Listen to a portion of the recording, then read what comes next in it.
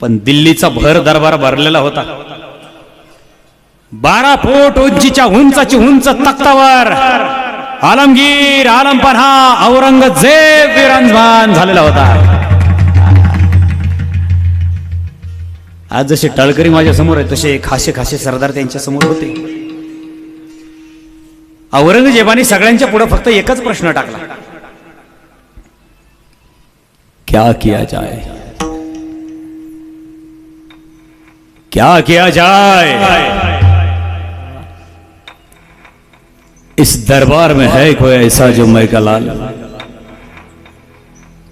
जो उस दक्कन के काफर संभा भोसले को हमारे कैद में ले आएगा. कभी कभी तो ऐसा लगता है कि परवरदिगार भी हमारे साथ नहीं है. कितने साल हो चुके आज, एक सपना देखा था हमने. सपना तो ये था कि सारे हिंदुस्तान को हम हमारे हरे रंग में रंगा देंगे, लेकिन गलत गलत गलत. सब सपने के सपने हमने चकनाचूर हो गए. आप जैसे मूर्खों की वजह से, आप जैसे मूर्खों की वजह से मूर्खों के बादशाह बने हम. सबके सब मूर्ख.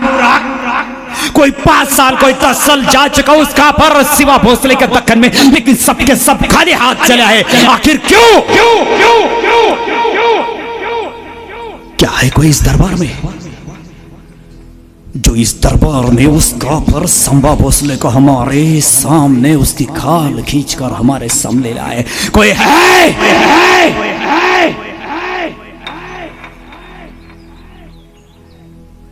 कुणीतरी धावत औरंगजेबाच्या समोर आला आणि कुर्निश न करताच औरंगजेबाच्या पुढे गेला आणि कानात खबर सांगितली, हुजूर दक्कन से आपको कोई मिलने आया है. कौन आया है? उसे लेकर आओ. तेवढ्यात कुणीतरी मग जण म्हणला, हुजूर अगर आपकी इच्छा हो तो हम दक्कन में जाकर उस संभा को कैद करके ले आ सकते हैं. बस हुजूर 2-4 लाखाची फौज लागेल, देताल का? बेवकूफ, मरना चाहते हो? जिंदगी से तंग आ चुके हो? मौत प्यारी है तुम्हें? वो संभा भोसला कोई बकरा नहीं है जो चला गया त्याच्या कानाला धरला समोर हजर केला, हुजूर घ्या संभा. उसके बाप ने माझ्या हातावर एवढ्या तुरी ठेवल्या, त्या खाता खाता माझे दात पडले, लेकिन तुरी संपाना. क्या कर सकते हो? ये सब फजूल है शहजादे, ये सब कुछ फजूल है. चंगेज और तैमूर के खून ने आज तक कभी शिकस्त नहीं देखी थी, लेकिन आज कंधार से तंजौर तक सारे हिंदुस्तान को मुगलिया सल्तनत में शामिल करने का खौफ देखने वाले ये महाबदौलत ये सब आज क्या देख रहे हैं? क्या हमारे आंखों के सामने वो सिवा भोसला चला आया और अपना दक्कन काबिज करके खुद बादशाह बन गया. कुछ नहीं कर सके हम, कुछ. कौन आया? उसे लाओ, उसे लाओ. सटे महाराज हजर झाला औरंगजेबाच्या समोर. गावरान रांगडा मारूस. औरंगजेबाने विचारलं त्याला, कौन हो तुम? कहां से आए हो? हुजूर मी दक्कनहून आलो. दक्कन से? मतलब सिवा भोसले और संभा भोसले के दक्कन से? बिल्कुल हुजूर, मैं तिथूनच आलो. मरने के लिए आए हो? ये काफर बड़े बेवकूफ होते हैं, मरने के लिए कितने दूर से आते हैं का माजी महाराज? मरना चाहता तो तिथं चेहरी तोडी टाकायची, यहाँ क्यों चला आया? अब औलाद खान इसे मार डालो, ये मरने के लिए आया, क्योंकि दक्कन से जो आता है हमारे सामने वो जिंदा नहीं जाता. गलती से सिवा भोसला चला गया, तुम कैसे जाओगे? औलाद खान करायच्या चकुल्या. हुजूर मरायला आलोय वय? हुजूर मरायचं असतं तर ते संभाजी संघ नसतो का मेलो म्या? हुजूर संभाजी जातोय कुठं? एक ना एक दिवस मारणारच देव. पण हुजूर हुजूर त्या संभाजी संघ मारण्यापरीस तुमच्या संघ जागलेलं कुठं वांगाळे, म्हणून हुजूर तिथून आलो आणि हुजूर तुमच्या मोहरा पेश झालो. हुजूर मैंने सुना है जन है हिताचे दिल्या घेतल्याचे. क्या चाहते हो? कोई तो मतलब है तुम्हारा, इसलिए तो आए हो. क्या चाहते हो बोलो, बको बको क्या चाहते हो तुम. हुजूर मला काय पाहिजे तुमच्याकडून, मला काय बी नको हुजूर, पण हुजूर तुम्हाला तर संभाजी पाहिजे आहे ना, मग मी देतो. क्या क्या नाम क्या है तुम्हारा कामाजीराव, क्या नाम क्या है तुम्हारा. हुजूर आमसनी गणूजी शिर्के म्हणतात. हुजूर संभाजी आमच्या रक्ताचा माणूस, पण हुजूर आमची बहीण त्याला दिली, आमचा दाजी. पण आज पावतर त्यांची चाकरी केली. अहो ज्यांना नाही आमची कदर, त्यांचा आम्ही का करायचा आदर सांगा ना. बात तो बिल्कुल सही फरमा रहे हो, लेकिन चाहते क्या हो इसके बदले में तुम. हुजूर दाभोळची जागीर आहे आमची, पण घेतली की त्या संभाजीनी. आता जागिरीच गेली म्हणल्यावर आयुष्यात आमचं राहिलं काय. अहो नाक कापलं त्याने आमचं. पाहुणा असला म्हणून काय झालं, राजी असला म्हणून काय झालं. अहो जागिरी गेली म्हणजे वतन गेलं आमचं. बिल्कुल बिल्कुल बिल्कुल वतन चला गया, तुम्हारी जागिरी चली गई तो कुछ भी बचा नहीं. लेकिन हम तुम्हें वो तुम्हारा जागिरी हम देंगे, हम तुम्हारा वतन लौटा देंगे. वो सारा का सारा तुम्हारा मुल्क हम तुम्हें वापस कर देंगे. कामाजीराव पहिल्यापासून माणसं लय आपली चांगली हो. डीजेवालं माणसंच आपली लय पहिल्यापासून चांगली. आपली माणसं आदिलशाही, निजामशाही, मोगलशाही, कुतुबशाही, विदरशाही, पोर्तुगीज, डच, इंग्रज, मोगल या सुलतानी सत्तेची पाय चाटायला आपली माणसं चांगली. आपली माणसं आपल्या माणसाचे पाय धरून मागं वळायला चांगली. आपली माणसं आपल्या माणसाला कायमचं आयुष्यातून उठवायला चांगली. काय करणार साठे महाराज, आपली माणसंच लई चांगली. चांगली गोपाला, आपली माणसंच लई चांगली. हा चांगला माणूस औरंगजेबाला मिळाला होता. आपल्याकडे वेळ नाही. माझ्या छत्रपती संभाजीराजाला कैद करण्याखाली ऐकलास खानाला आणि हजारोचा सैन्यबळ घेऊन कोल्हापूर प्रांतामध्ये हा गेला आहे. संगमेश्वर होता त्या ठिकाणी हर हर महादेवाचं मंदिर. माझे छत्रपती संभाजी महाराज त्यांच्या जीवलागांना काही सैन्याला घेऊन तिथे न्याय निवाडा करण्यासाठी गेले होते. काही ब्राह्मण मंडळीचा न्याय निवाडा करायचा होता. 2-4 दिवस न्याय निवाडा केला आणि लगेच आपल्या राजधानीकडे निघायचं. पण आजचा मुक्काम करावा, उद्याची थोडीशी लुटुपुटीची काहीतरी कामगिरी करावी आणि आपण आपल्या राजधानीवर जाऊ. विठाला विठाला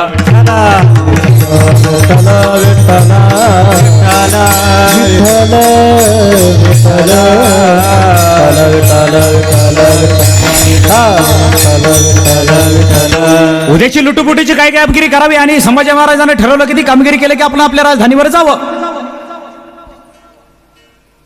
गोपाला त्यांच्यावर एक जिवलग मित्र होता संभाजी महाराजाबरोबर. त्याचं नाव होतं कवी कलश. साठे महाराज, मैत्रीचा काय सिद्धांत असतो यापेक्षा उत्कृष्ट मैत्रीचं उदाहरण मला सापडत नाही. पण विशिष्ट हेतूकरिता केलेली मैत्री शेवटपर्यंत कधी टिकत नाही आणि निस्वार्थ केलेली मैत्री शेवटपर्यंत कधी मरत नाही. ही मैत्रीची ताकद आहे. आपण मैत्री कोणाबरोबर कशासाठी करतोय हे एकदा पक्क झालं की मग मैत्रीचा मृत्यू आणि त्याची आयुष्याची लंबाई ठरलेली असते. ज्यावेळेस कळलं की आपल्याला धरायला ऐकलास खान आलाय, सैन्य घेऊन आलाय मोगलांचं, त्यावेळेस कविराज संभाजी महाराजांना काय बोलतात. पॉइंट इज नोट, अत्यंत महत्वाचा. अवधूत दादा, कविराज संभाजीराजाला म्हणतात, संभाजीराजे कविराजांना म्हणतात, कविराज या सुलतानी सत्तेबरोबर आम्ही झुंज देतो, आपण राजधानी जवळ करा. नाही राज, अहो आमच्यासारखं लाख मिळलं तरी चालतील, पण राजा तुमच्यासारखा लाखाचा पोशिंदा वाचायला पाहिजे. राजा तुम्ही राजधानी जवळ करा, आम्ही त्यांच्या संग झुंज देतो. राजा याच्यासाठी का आम्ही तुमच्या संग दोस्ताना केला. राजा ज्या वक्ताला आम्ही तुमच्या संग दोस्ताना केला ना, त्याच वक्ताला आम्ही कायमचं ठरवून टाकलं. त्याच वक्ताला राजा सुखात बी तुमच्या संग, राजा दुःखात बी तुमच्या संग. राजा गोधडीवर पडायचं मी तुमच्या संग, राजा उठायचं तुमच्या संग, राजा पोटाला 2 घास खायचं बी तुमच्या संग, राजा उपाशी मरायचं बी तुमच्या संग, राजा स्वर्गात बी तुमच्या संग, आणि राजा झालंच तर नरकात बी तुमच्या संग. आणि राजा एवढंच काय, राजा जगायचं बी तुमच्या संग, आणि मरायचा वख होता आला तर तुमच्या आधी. काय मैत्री महाराज. संभाजी महाराज आणि कविराज या दोघांना कैद केलं. कधी हत्तीला उलट टांगवलं, कधी उंटाला उलट लटकवलं. संभाजी महाराज कविराज यांचा आवाज बाहेर निघू नये म्हणून तोंडामध्ये चिरगुट कोंबली गेली. गणोजीराव, काय माझ्या राजाची हाल आहे. गावागावातून, वाडीवाडीतून, वस्तीवरून, तांद्यावरून, बांधावरून, पवळीवरून, हर एक रस्त्यावरून, पांदीवरून ही दौड चालली होती. संभाजीराजाची धिंड चालली होती. पण शेजारच्या बांधाच्या पलीकडे शेतात काम करत असलेल्या स्वराज्यातल्या एका शेतकऱ्याला माहिती नव्हतं की माझा संभाजीराजा इथं उलटा लटकवलाय म्हणून. कोणालाच कळत नव्हतं. खबर बुऱ्हाणपूरला औरंगजेबाच्या कानावर गेली. बुऱ्हाणपूरला कोणीतरी सांगत आला संभाजीराजाला कैद झालं म्हणून. संभाजीराजा म्हणाला कैद झाला. औरंगजेब म्हणाला कहीं तुम पीके तो नहीं आए. संभाजीराजा कैद नहीं हो सकते, इतना बेवकूफ नहीं है. अरे वो इखलास खान क्या करेगा, उतनी हिम्मत नहीं है उसमें. हाँ, फार तर युद्ध करू शकतो लेकिन कैद नहीं. हुजूर, मैंने मेरे आंखों से देखा उस काफिर संभा को. हुजूर वो कैद हो चुका है, बस कुछ दिनों में आपके सामने आएगा हुजूर. औरंगजेब पालखीत बसला आणि पुणे प्रांतात निघाला. औरंगजेब चालला, त्यांचं सैन्य चाललं की असं वाटत नव्हतं की नुसती ही दिंडी चालली आहे. असं वाटायचं की हे चालतं बोलतं शहर आहे. 4, 5, 10 लाखाचं शहरच चालायचं. आणि हे शहर चालायचं म्हणजे त्यांचा पाणी पुरवठा आला. पाणी पुरवठा आला म्हणजे यांचा प्रवास जुन्या लोकांचा नदीच्या काठाने असायचा. मग आळंदीच्या अलीकडे असलेल्या काही अंतरावर वडू, बुद्रुक, तुळापूर या ठिकाणी औरंगजेबाने स्वतःचा तळ ठोकला. आणि औरंगजेबाच्या सरदारानं, सैनिकानं संभाजीराजांना तिथं आणलं. महिना फेब्रुवारीचा उन्हाळ्याचा. आणि फेब्रुवारीच्या महिन्यामध्ये वाळवंटामध्ये संभाजीराजाला न कविराजांना डांबलं गेलं. फौलाद खान होता, इखलास खान होता. हे सैनिक आले, संभाजीराजाला दमदाटी करू लागली, बोलू लागली एक आभार हमारे आलमगीर आलमपना आएंगे, कुछ सवाल पूछेंगे, बड़े दयालु है, बड़े मायालु है, लेकिन याद रखना हर सवाल का जवाब देने की कोशिश करना. अगर नहीं दिया तो समझना जहन्नम तुम्हारा.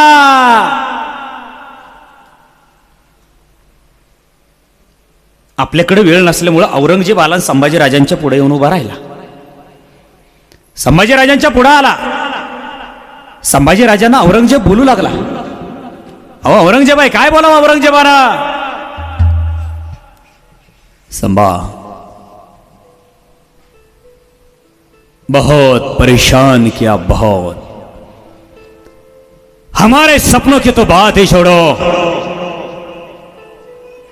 तुम्हारे बाप ने हमें बहुत भगाया, बहुत भगाया.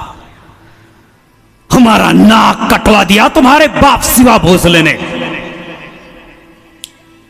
बताओ बताओ संभा, हमारे सूरत को बदसूरत किया तुम्हारे बाप ने, और लूटा हुआ खजाना किस किले पर रखा है. हमारा औरंगाबाद जलाकर राख कर दिया तुम्हारे शिवा भोसले ने. कहाँ रखा है खजाना बताओ. हमारा बुरहानपुर लूट लिया, हमारा अहमदनगर लूट लिया, हमारा कल्याण भिवंडी लूट लिया, सबका सब लूट लिया. तुम्हारे बाप ने किस किले पर रखा है खजाना बताओ. संभाजीराजे चुप. एक अफर, क्यों तुम कुछ बोलते क्यों नहीं, कुछ तो जबान चलाओ. संभाजीराजे चुप. संभाजीराजे बोलत नाहीत म्हणून संभाजीराजाच्या शेजारी, औरंगजेबाच्या शेजारी कविराज होते डांबलेले खांबाला. अरे काय हाल त्यांचे, किती हाल. कविराजाच्या समोर संभाजीराजाला औरंगजेब म्हणतोय, काफर क्यों मृत्यू को गले लगाना चाहते हो, आखिर क्यों? क्या मृत्यु तुम्हें प्यारी है? क्या मृत्यु का तुम्हें डर नहीं लगता? बोलो कापर, बोलो क्यों? संभाजीराजे बोलत नाहीत म्हणून औरंगजेबाने एक शिवी हसडली संभाजीराजाला. संभाजीराजे शांत होतेच, बोलायच्या वक्ताला बोलाय, योद्धा बोलतो बरोबर. साठे महाराज तुमच्या अंतरावर कविराज होते. माझ्या राजाला शिवी हसडलेली पाहिली. कविराजांच्या तळपायाची आग मस्तकात गेली आणि कविराज औरंगजेबाला डायरेक्ट बोलू लागले, औरंगजेब, अरे वाघ आहे माझा संभाजीराजा, वाघ.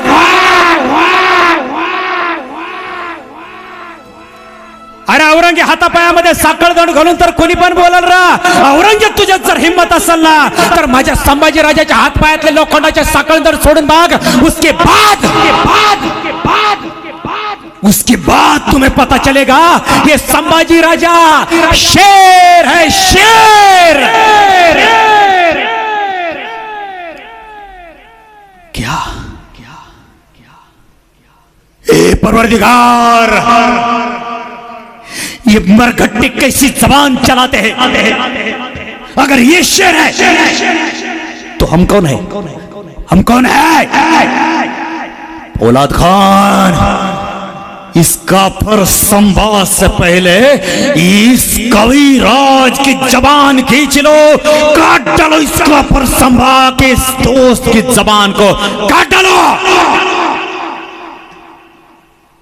धारदार कट्यार आली आणि माझ्या संभाजीराजाच्या समोर उभा असलेल्या कविराजाच्या जिभेवरून फिरली.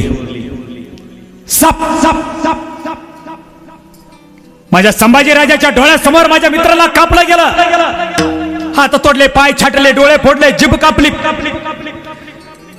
अरे दोन सैतानाने हातामध्ये वाघ नखे घातले आणि ढोल ताशे पाडवायला सुरुवात केली. एक जण पोटाकडून वरबडू लागला तर एक जण पाठीकडून वरबडू लागला.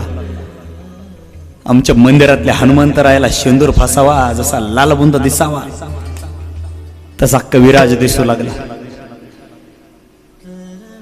पण काही वक्तात हीच शिक्षा संभाजीराजांवर येणार होती. संभाजीराजाच्या समोर मित्राला कापलं, तोडलं, कोल्ह्या कुत्र्याला खाऊ घातलं आणि फौलाद खान म्हणाला, हे कापार, सोच लो, सोच लो. आलमगीर आलमपना तुम्हें जिंदगी बख्श देंगे, नहीं तो कुत्ते की मौत मरोगे. नहीं नहीं नहीं नहीं नहीं, कुत्ते की मौत नहीं. संभा, कुत्ते से भी बहुत बड़ी घिनौनी मौत मरोगे. मरना चाहोगे? संभाजीराजे बोलायलाच तयार नव्हते हो. संभाजीराजांची जीभ कापण्याचा आलम तयार झाला. धारदार कट्यार आली हो. काय आमच्या योद्ध्यांच्या वाट्याला नशीब आणि काय या नशिबाला संघर्ष आला. हे गाभार, जबान खोलो. ती तुमची आमची जबान नव्हती, पैसे दिले की लगेच उघडायला. संभाजीराजांची जबान होती ती. संभाजीराजाचा जबडा होता. अरे माझा संभाजीराजा असा होता, जंगलात चालता चालता जर वाघ आला ना तर वाघाच्या जबड्यात हात घालून दात मोजणारी आणि मराठ्याची जात सांगणारा माझा छत्रपती संभाजीराजा होता. आयऱ्या गैऱ्याचं काम नव्हतं ते. हे कापार खोल जबडा. कोणीतरी डोकं चालवलं, नाक दाबलंय. संभाजीराजाचे नाक दाबल्याबरोबर श्वासासाठी जीव गुदमरला आणि ओठ लवलवले. लोखंडी गज घेतला, संभाजीराजांच्या तोंडावर धपकन मारला. ओठ तुटला, दात खळकन बाहेर पडले, रक्त खळकन बाहेर निघलं आणि तोंड वळवळलं आणि सैतानाच्या हातातली धारधार कट्यार तशी माझ्या संभाजीराजाच्या तोंडामध्ये गेली आणि आली बाहेर. जीव घेऊन ती सप सप सप रक्त चिळकांडत बाहेर पडला. कुणीतरी यावं माझ्या संभाजीराजाच्या देहावरती तलवारीचा वार करावा, रक्ताची चिळकांडी निघावी. कुणीतरी यावं त्या भीमे भामेमध्ये गरम झालेलं उन्हाळ्यातलं पाणी घ्यावं, त्यात चटणी मीठ घालावं आणि ते तिखट मिठाचं पाणी संभाजीराजांच्या रक्तभंबाळ झालेल्या देहावरती टाकावं. किती लाई लाई होत असेल माझ्या देहाची संभाजीराजाच्या. लाल बुंद झालेल्या तख्त सळाया आल्या, संभाजीराजांच्या डोळ्यात घालायच्या. हे काफार, अब तुम्हारी आंखें नहीं रहेगी, निकालो इसकी आंखें. लाल बुंद झालेल्या तख्त सळाया संभाजीराजाच्या डोळ्यामध्ये घेऊन जाण्यासाठी आला कुणीतरी सैतान. साठी महाराज संभाजी महाराजांच्या मोर जाणारा तो मुसलमान होता, पण राजांच्या पुढे गेला, डोळे पाहिले आणि हा बोलतो कसा, हे परवरदिगार, इतनी प्यारी आंखें, कितनी प्यारी ही आंखें है, कितनी मासूम आंखें है, मत मारो इन आंखों को. ये आंखें मरने के लिए नहीं है, ये आंखें तो जिंदा रखने के लिए है, इन आंखों को मत मारो. पण हाच संभाजीराजांचे डोळे काढण्यासाठी आला होता हो, आणि हाच म्हणत होता की आंखें मारने के लिए नहीं है, ये जिंदा रखने के लिए है. पण नंतर त्याला कळून चुकलं की हे आंखें कर मीच काढायला आलोय, पण माझी हिंमत नाही संभाजीराजाच्या डोळ्यामध्ये ह्या लालबुंद झालेल्या तख्त सळ्या घालण्याची. त्याला माहिती होतं जर मी नाही डोळे काढले तर हे मला मारजेच माणसं मला मारल्याशिवाय राहणार नाहीत. पण त्याचाही विचार न करता त्याने संभाजीराजाच्या डोळ्यामध्ये लालबुंद घालण्यासाठी आणलेल्या त्याचा लाल सक्त सळ्या त्या सरळ त्यांनी उलट्या केल्याने आपल्याच काळजामध्ये खुपसून घेतल्या.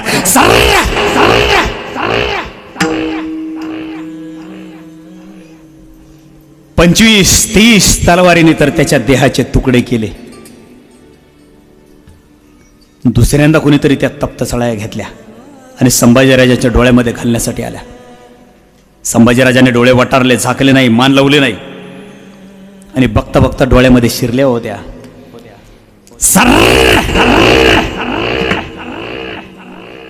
आल्या पुण्यांदा माघारी त्याच वेगानं, पण माघारी येत असताना नुसते डोळे नाही, काळा धूर आणि फक्त काळा रक्त घेऊनच माघारी आल्या माझ्या संभाजीराजाच्या डोळ्यातून.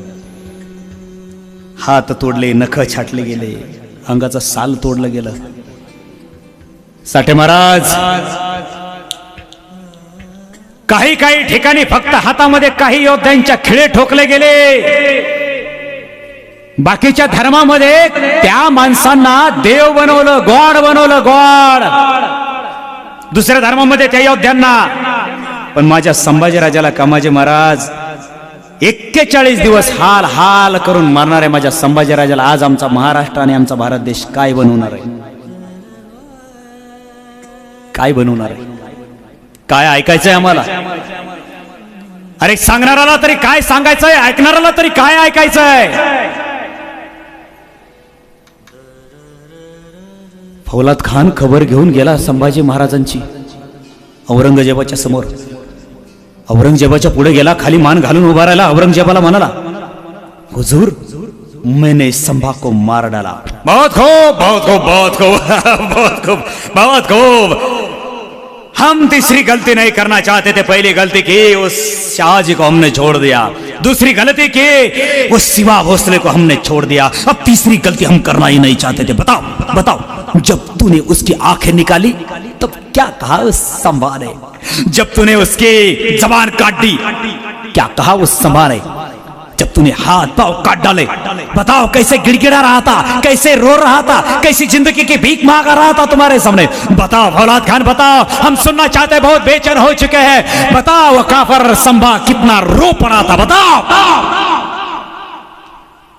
हुजूर हमने पांव काट दिए उसके, लेकिन उसने हमारे सामने नहीं टेके, उसने घुटने. हुजूर हमने उसके हाथ कटवा दिए, लेकिन हमारे सामने नहीं जिंदगी की भीख मांगी उसने. हुजूर हमने उसकी आंखें निकाल दी, लेकिन नहीं झुकी हमारी आंखों के सामने उसकी आंखें. हुजूर हमने उसकी जबान काट दी, लेकिन जिंदगी की भीख नहीं मांगी उसने. पश्चाताप आला औरंगजेबाला. पालथ्या पाय गाड्या घातल्या आणि तो बोलू लागला, हे परवरदिगार, कैसे मरगट्टे हैं ये इस हिंदुस्तान के, इस दक्कन के. इसका फर संभा जैसा एक योद्धा हमारे खून से क्यों पैदा नहीं होता, आखिर क्यों? फौलाद खान, अरे मारणारा त्याला मी, मारणारा आज मेला आणि जो मेला तो अमर झाला, जो मेला तो अमर झाला. कारण संभाजी राजाला औरंगजेबाने समोर विचारलं होतं, संभा मृत्यू का गले लगाना चाहते हो, आखिर क्यों क्यों मरना चाहते हो क्यों? त्यावेळेस माझ्या संभाजी राजाने उत्तर दिलं होतं, औरंगजेब होय, अरे वाघ आहे मी वाघ, औरंगजेब वाघाची झेप में, हिंदुत्वाचे रोप में, अरे तेजाची तळपती तलवार में, घाव झेलणारी ढाल में, अरे त्यागाची शाल में, होय औरंगजेब होय, धर्मवीर कर्मवीर दानवीर शूरवीर क्रांतिवीर छत्रपती संभाजी राजा में.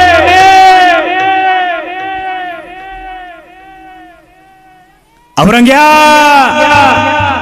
अरे मृत्यूला घाबरायचं तुम्ही, आम्ही नाही.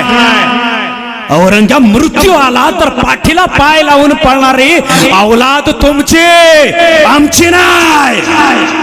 औरंग्या, आज पाव तर मृत्यू आमच्या माग पळत होता आणि आम्ही मृत्यूच्या मोर पळत होतो, पण आज मृत्यू आमच्या मोर पळतो आणि आम्ही मृत्यूच्या माग पळतो रा.